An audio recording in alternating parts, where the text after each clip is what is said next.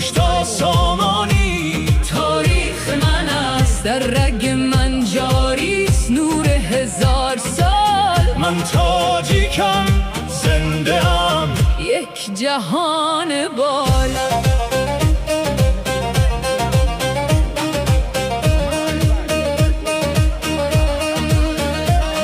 از مولانا عشق آمد، از سعدی سخن، از خیام فلسفه، از دل تا آسمان.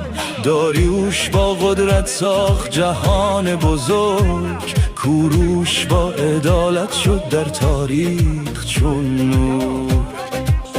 از سامانی دوباره نام نیاکان زنده شد، ما زنده کردیم یک تمدن آزاد شد. از حافظ و نظامی نغمه دلنواز، هر بیت یک جهان، هر نفس یک راز.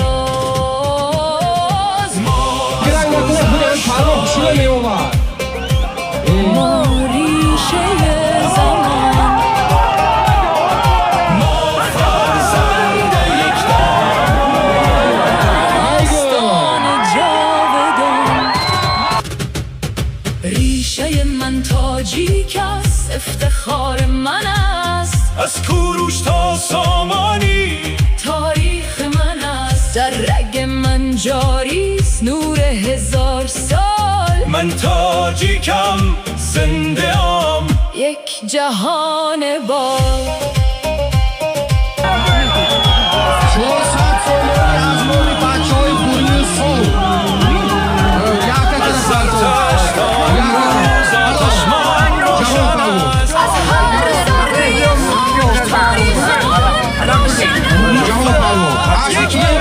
یک فرهنگ بزرگ، ما ریشه جهانی